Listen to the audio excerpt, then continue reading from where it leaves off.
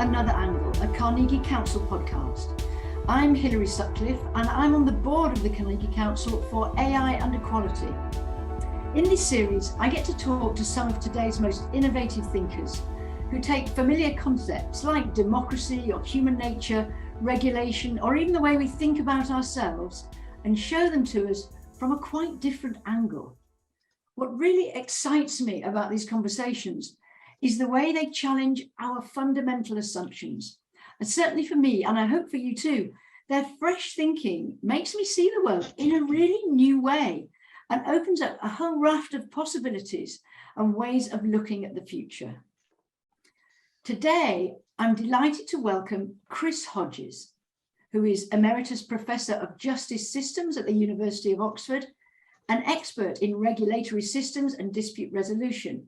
He's written many books on courts, ombudsman, and regulatory systems, and done extensive research into what makes good organizations and good regulations.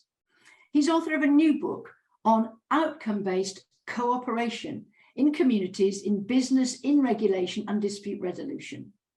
We're going to talk about regulation from another angle, and Chris is the perfect person to explore this with, because in 2021, he was given an OBE by the UK government for services to business and the law, including his work on regulation. Chris, welcome, and thank you very much for being here with us. Great pleasure. Thank you, Hilary. Now, when I first learned about your work, I was researching trust and regulation. And I can honestly say that it was a real shocker to me to understand that this idea of instilling fear of consequences through punishment and sanctions, things like fines, even jail, doesn't actually work in deterring misbehavior. And that this is, for me, this is pretty much the basis of all regulation and criminal justice. So this is very intriguing. Please, could you just tell us a little bit more about that? Thank you. Yes. In many ways, I had exactly the same response as you did, because I was taught as a law student, and as law students are still taught, and classical economists are still taught, that enforcement of sanctions for breaches deters future non-compliance. I spent the first 25 years of my career as a lawyer practicing in advising companies, and also dealing with prosecutions against them, but working quite closely, increasingly closely with governments and regulators. And when I became an academic, I started to think, what are the theories underlying the various dispute resolution systems and private enforcement and regulatory systems and public enforcement? And throughout every stream of classical philosophy, legal rules, and economic theory, you find the word deterrence cropping up and repeated again and again. Because I'm basically a legal scientist, I initially thought, frankly, I don't believe that imposition of fines, for example, or putting someone in prison actually induces change, behavioral change in either individuals, but certainly in large, complex organizations. Isn't it the change bit that's more important than the sanction? And what's the link between different sanctions and the change? And I'd seen time and again that there wasn't a link. And it's actually the same point as if you're a good manager. If you shout at employees, what's going to change? Well, they're probably going to be worse rather than better. Yes. Simple psychology. Now, therefore, I looked around for as much empirical evidence as I could, saying, what is the evidence about how people work? And what's the evidence that whether deterrence works or not? And you can find a great deal of evidence. In fact, in the past 5 years, there are a number of very similar books that have been written by some of my academic colleagues in the US or Netherlands or Israel, we've all been looking at the same science. And actually, there's a lot of science. And there's a lot of science in different streams as well. Some of it is from criminology, some of it is from business management. There's a lot of business school studies about why good managers are effective or why bad managers are effective, or why corporate disasters of any kind. It could be the space shuttle blowing up, or Enron, or the global financial crisis, or various transport disasters, or hospitals, the NHS, etc. What happens? Quite often the answer there is culture, and all the risk factors are known in advance, but people didn't think about it. But if you're looking at the science of behavior of people, one should put on one side, quite frankly, legal philosophy and economic theory, because they're all theories, and look at what the science tells you, and it's the science of humans. In other words, basically, behavioral science, psychology and sociology. And all this stacks up, all these different streams actually point to the fact that there are a lot of, as one book says, Yuval Feldman's book is about the law of good people. A lot of good people do things wrong, frequently without intending to, or thinking that what they're doing is okay. So we have the ability to persuade ourselves that what we're doing is fine. There could be a number of reasons for this. Technically, it's called cognitive dissonance, but we could be just focusing on, I've got to reach these targets. If they're imposed on you, and if, for example, you're being paid dependent upon reaching certain targets, you're going to be focused on that. So the incentives which a lot of economic theory would put on remuneration and bonuses and targets, things like that, actually frequently produces bad outcomes, not good outcomes, because people lose a broader sense of focus, saying, oh, wait a minute, I ought to be thinking about something else. I ought to be thinking about, am I doing the right thing, or other targets? And that's known as crowding out in the jargon, because the good ideas get crowded out by just focusing on something. There are loads of behavioral studies on this from all over the place and different situations. Famous one from an Israeli kindergarten about imposing fines on parents who collected their children late because the teachers wanted to go home. The end result was the parents thought, right, this is just commoditized, so I'll turn up late and pay the money. I'll turn up even later because it's not much money. And then they tried to remove the system and remove the fines, but actually the wrong behavior was instilled. So things had just got worse. I think also we see that, there's the theory, like often happens with academia, and then there's the world. So the most litigious sort of societies with the fullest prisons are a clear demonstration that this is not actually working. Well, I'm afraid to say that there are a number of democratic societies where frankly, there is a strong link with philosophical and political ideologies of authoritarianism and punishment. Yeah. And the US or other places have got a lot of people in jails. Yeah. The recidivism rates for quite a number of things, especially for young men, are terrible. Whereas in other places where you've got enough money and time to invest in re-education, in social aspects about good schooling or good environments and social support and finding good things for them to do rather than wasting their time doing things which are antisocial, or approaches like restorative justice, sitting down and meeting the victims. Yeah. All that sort of stuff which comes out of the criminology stream is mirrored in many ways in how do you run a good business, or how do you run a good organization, whether it's public, private, charitable, whatever.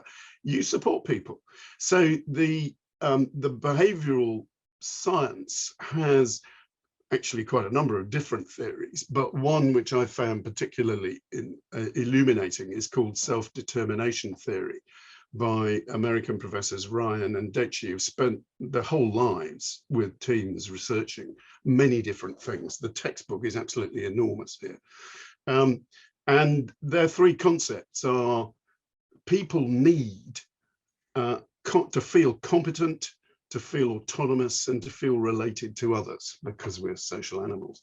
So if you say to someone, you're bad, you're hopeless, you're useless, you don't know anything, and then you isolate them, that diminishes their needs, their feelings of autonomy, competence, and relatedness. Whereas if you say, would you like some more training? Next time you do it, how about this? And you encourage them, basically. Yes. Now, that is exactly the same principle of human beings relating together to produce effective outcomes inside organizations, as it ought to be in the external attempt to control organizations' behavior and consequences, which is the external regulatory environment. It's actually the same attempts to control. It is entirely understandable that in the evolution of human societies, and there are many interesting books by developmental anthropologists and brain scientists on this, that say when we started to cooperate, and it's human beings who are the most effective cooperators, based on our ability to know the difference between right and wrong. So there's actually an inherent gene, and some very distinguished scientists have said that that almost unique ability is what made Homo sapiens different. And it was a genetic mutation right at the start of Homo sapiens that made us work out who we could cooperate with and who we trusted, therefore, and who not. And this is the glue that cements together families and later tribes and larger communities, and now very sophisticated groupings of nations or international groupings. But if you think about it, the control, and this is where one goes into politics, in other words, the study of power. You think back to the Middle Ages, you've got a king, a boss man, who tells people what to do. It's authoritarian, it's vertical. He rules by fear, basically. And if people do things he doesn't want, he beats them up, throws them into jail, kills them, etc. Now, maybe this sounds a bit dramatic, but there are too many societies these days that are still authoritarian. So we're still using the same punishment in order to control people. I absolutely believe that if society is threatened, society has to defend itself and to use hard tools in order to deliver protection. So if you've got criminals, terrorists, people who internet scams, child abuse, etc., in the same way as you find dictators who start wars against other countries at the moment, you have to respond and defend yourselves and protect yourselves in those circumstances. But the science says if you use the same hard authoritarian tools on the people who are trying to do good things, then that usually goes wrong. It's ineffective and people resent it, and therefore their sense of autonomy, etc., goes down. So they don't want to work with you. Now, there are so many examples in organizations and in regulation where an authoritarian approach actually hasn't produced the right answer and quite often produces something that's worse. It's all explicable in terms of the science. So therefore, one of the key points for, if you like, enforcement policy is to differentiate between good people and bad people in very simplistic terms, and to use different tools, different responses on them. And a few years ago, when I started publishing, there was a 2015 book called, which is very large up there, called Law and Corporate Behavior. And the first third of the book recorded a lot of science saying, this is really surprising. Deterrence doesn't actually work in most circumstances.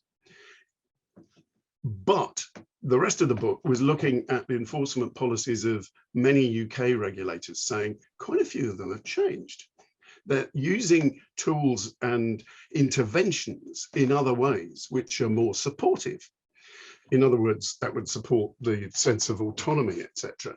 And they're usually more effective. So you see a change happening. And I think, going back to the political point, we are at an absolutely pivotal situation, I think, at the moment, in terms of changing how democracy works, how markets work, how people work, how society works.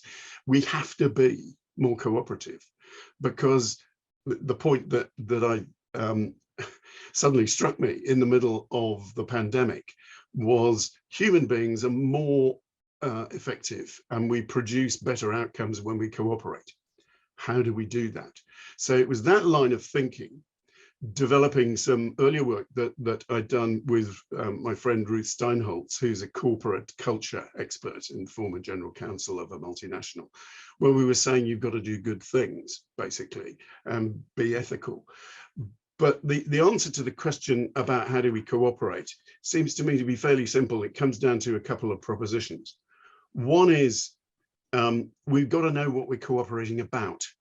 And at that point, different people have got different objectives, different interests, different motivations. But we can sit down and talk about it and say, businesses need to be successful. They need money. They need to employ people and pay them fair wages. But actually also they shouldn't be destroying the planet. They should support good practice in human relations, employment relations, but look at CSR and ESG and net zero and anti-slavery, etc., etc.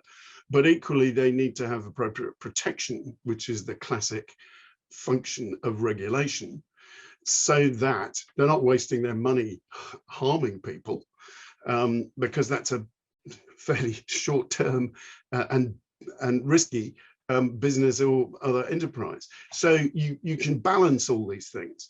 And therefore, I saw quite a few models where people had got together and worked out what it was they wanted to achieve. And at that point, they can all say, however modest their contribution was to the big plan, I can do this bit, and that's my bit, and I can see how it fits into a much bigger plan, at which point their senses of autonomy go up and motivation go up enormously.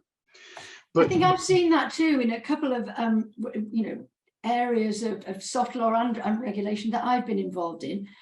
It used to be that everybody was, you sat in your corner and you were in confrontation. So a conversation to develop some sort of laws was a really confrontational one, and it was sort of set in stone that that's the way it should be and that's the way it should work. And you all try and sort of get your little inch, and you perhaps triumph by getting one little word changed or something like that, but it doesn't actually result in a smooth process, and also a process that actually then everybody's happy about, everybody's unhappy about.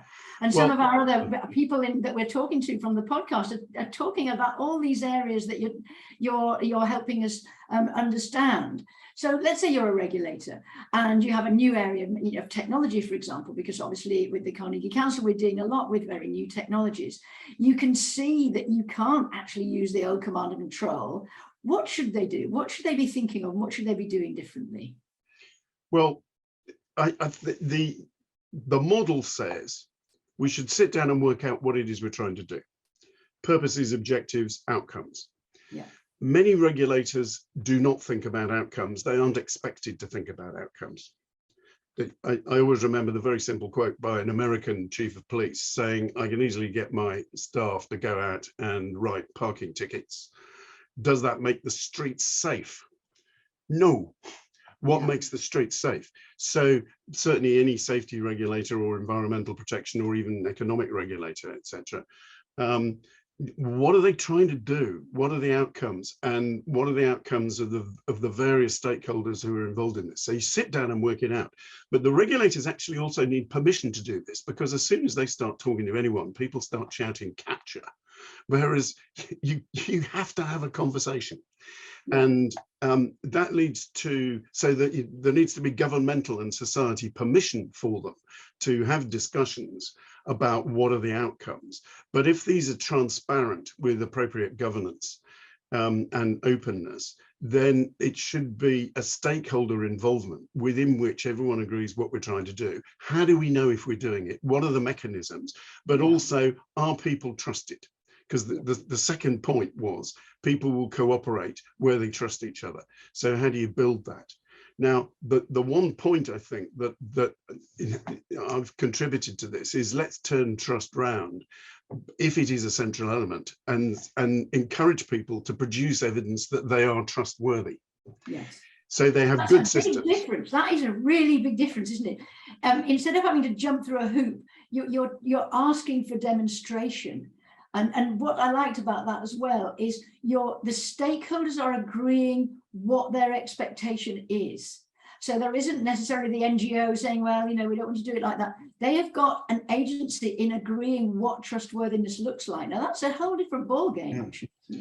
So, I mean, it's fair to say that, let me just make one point. If you're a sensible business or investor, you don't want to waste your money and your time on stuff that's risky and is going to produce unnecessary harm and actually destroy the product, service, business, whatever.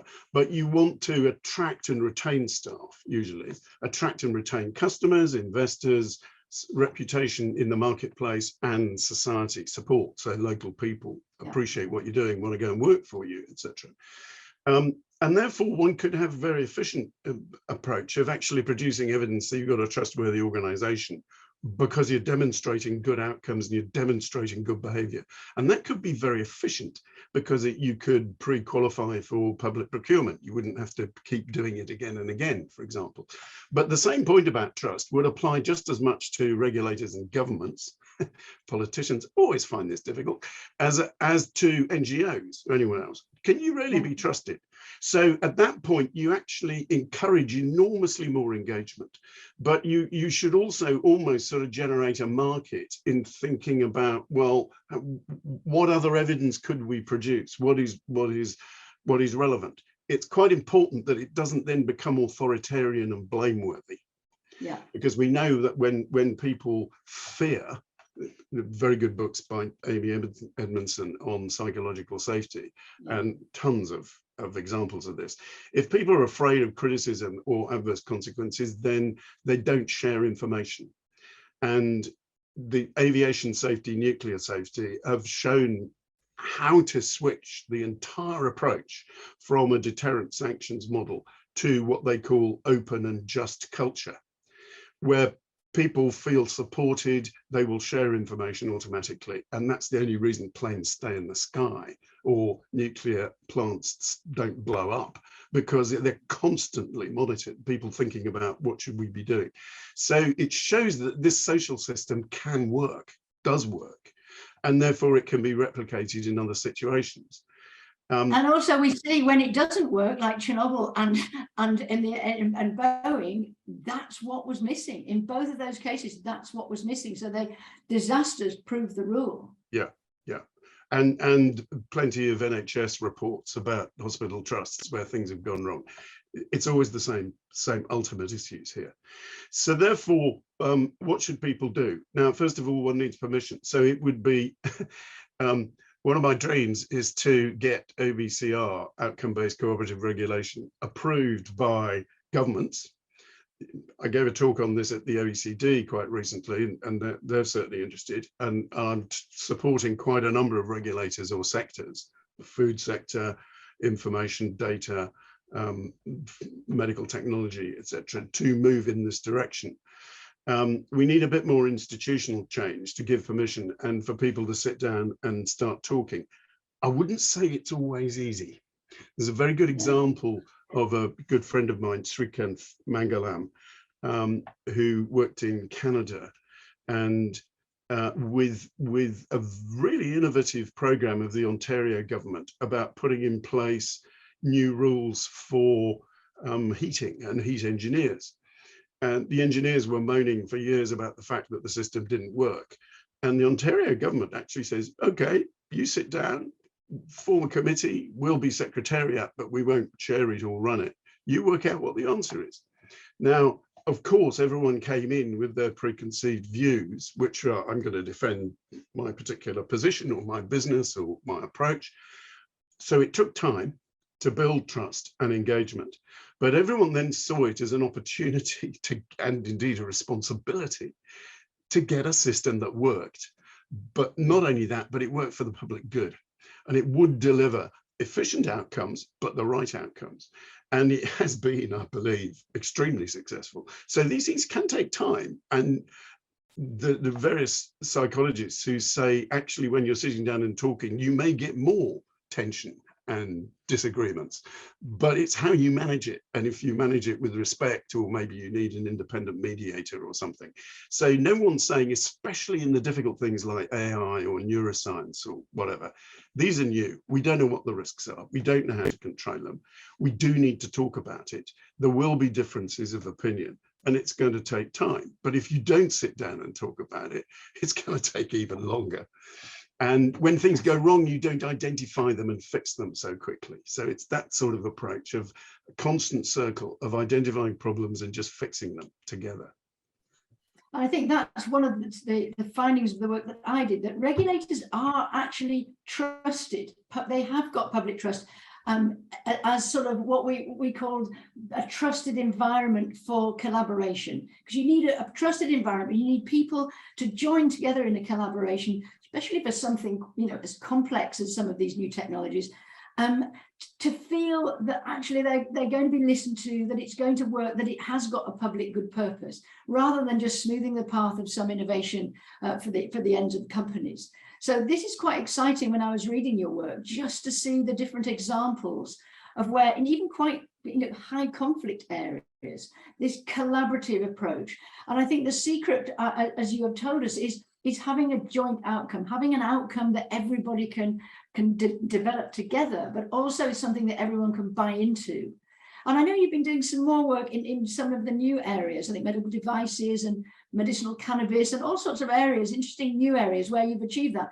Give us some sort of what you think are tips, or, you know, what not to do's and what to do's to do this development process in collaboration. Well, I would be honest and say that we're at an early stage of doing this. So there's no absolute blueprint, and every situation is different and will need different solutions and take time. There are some sectors which where you're able to make progress more quickly than others. There are some which are global and which involve a lot of money and incentives, where there are obvious inherent barriers. So financial services is not where you start. And new things like global AI, global platforms, and all the rest of it present obvious challenges. But I do see just at the moment a few moves towards more engaged discussion around where do we put the conversations, who needs to be in them, and should they be more open and involving more stakeholders and be more international. So the ones that have worked involve, quite often it starts off with just two personalities who get it, as it were, on the regulator and a business, who engage with each other and trust each other. A good example of that in the pricing review of water in Scotland between Wix and Scottish Water. There were only two bodies. They're both publicly owned, which helps. And the two CEOs knew each other, trusted each other. They were able to sit down and say, what are we trying to do? Which led to a bigger involvement, and they created a consumer panel, which is leading to more discussions with local communities in Scotland. So size is an element of this. If you've got a society which is smaller and people know each other more and it's cohesive, like Nordic countries, then it's much easier to do. Netherlands, similarly, with their Polder approach, it's cohesive society.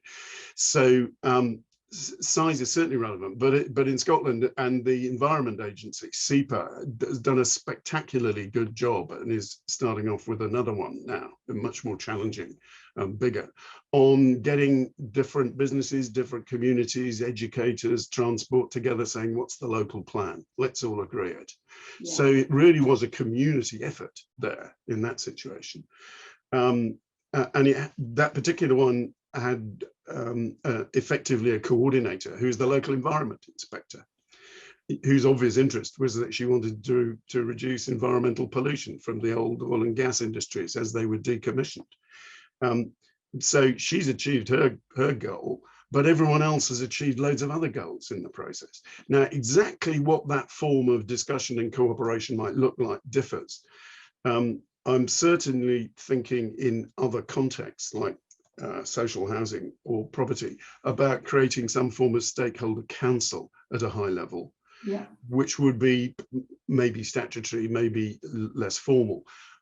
But I do also think that if one has a regulator there, you can have a regulator who is a system regulator, making sure the whole system's working and everyone's doing the right stuff, and therefore doesn't, quote, regulate in the same way as might have happened 20, 30 years ago, because they're just making sure that everyone's doing the right thing and doing their bit, because everyone is then cooperating. Ombudsmen are a key part of this, because in many markets these days, in the UK and Belgium in particular, less so in many other countries, we have consumer ombudsmen in financial services, energy, communications, etc. Consumers can go there and get independent, good advice.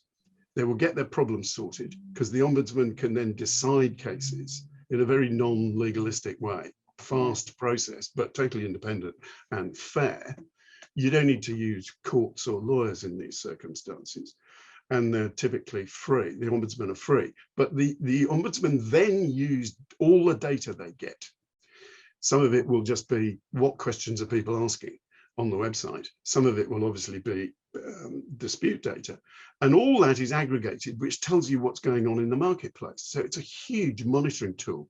They make this available publicly. They're saying we've got these problems, that company's got a problem, or they make it available to the regulator, and they talk to the companies, at which point they say, how are you going to reduce your numbers next quarter? Yes. So it is a self-reinforcing system, especially with a code of good practice in the middle of it, that is terribly effective, but it's engaging. I wrote a chapter about this some years ago, basically saying consumers as regulators, because the data they put in is critical to this.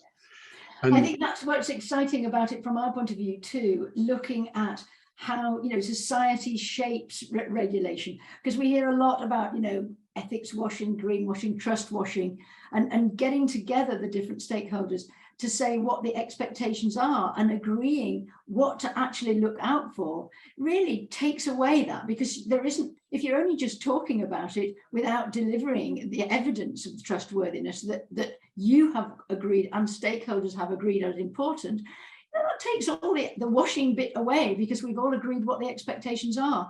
I think at the moment, particularly in some of the new areas, we're not clear about expectations, and there are ethical codes or ethical, you know, discussions, but they're almost a distraction from what behaviors we're looking and seeking to have organizations do.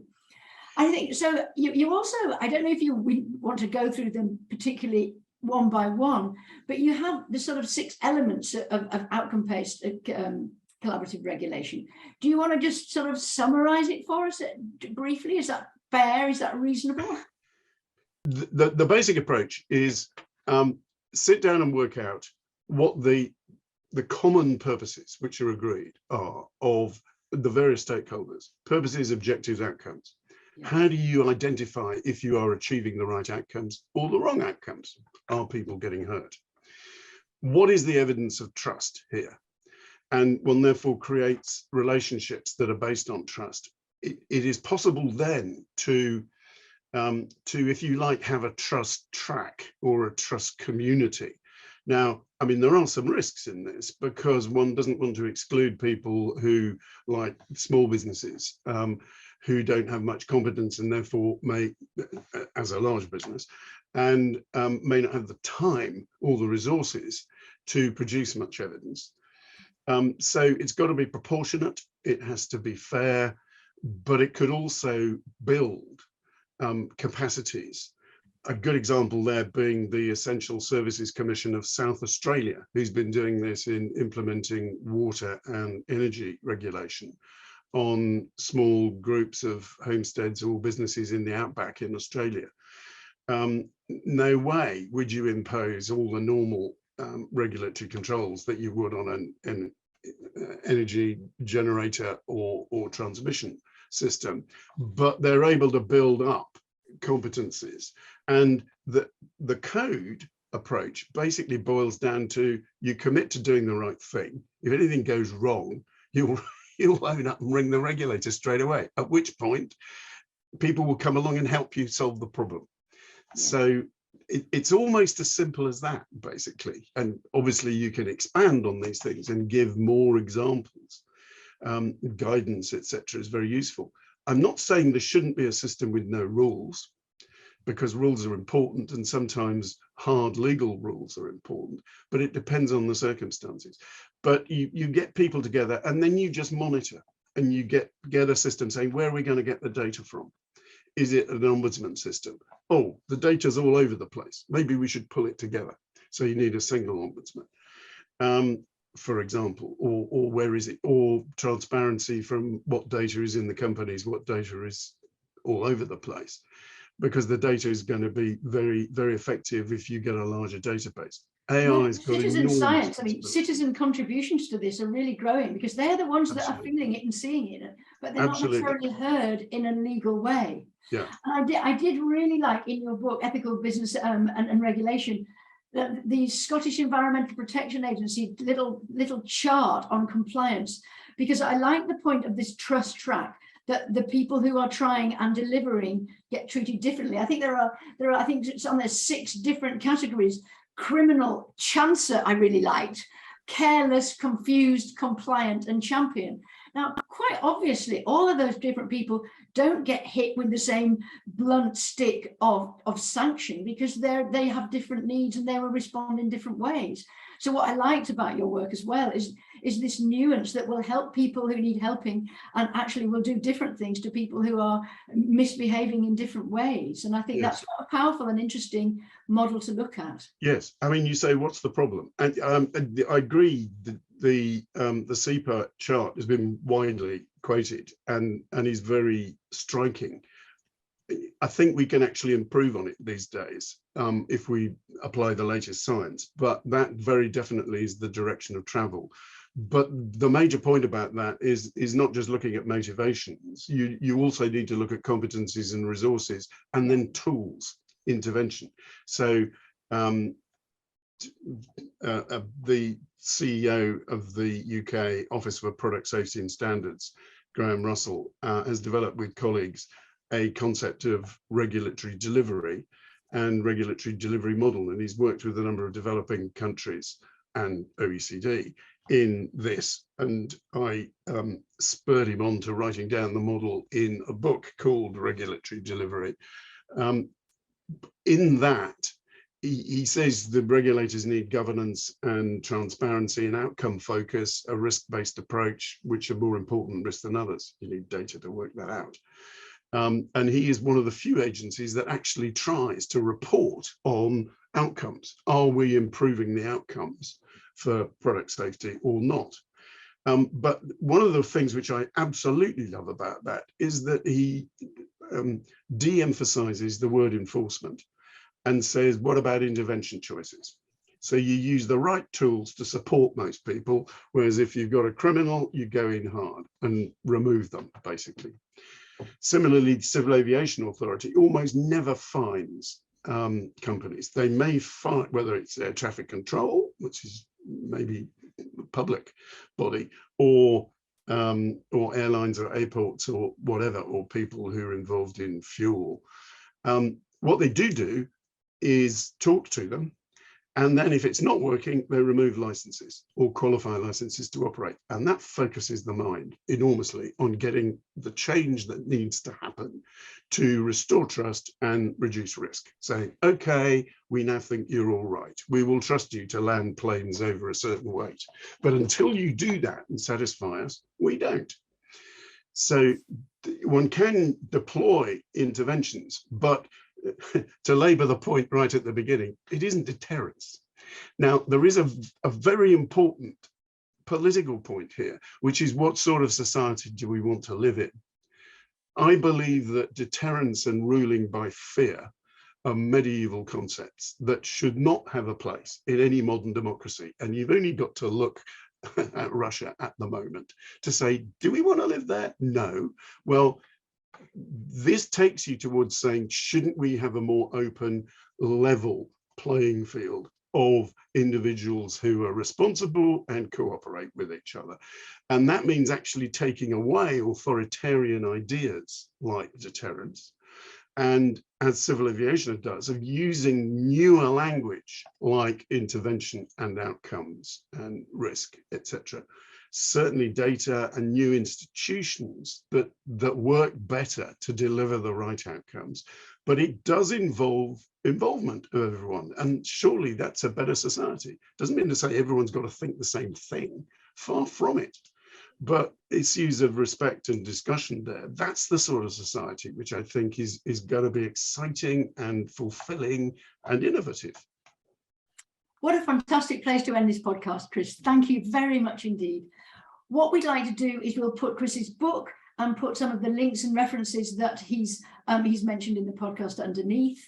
And we would just like to say, Chris, thank you very much for coming. Thank you very much for talking to us about this fascinating subject that really will help shape the society we would all rather live in.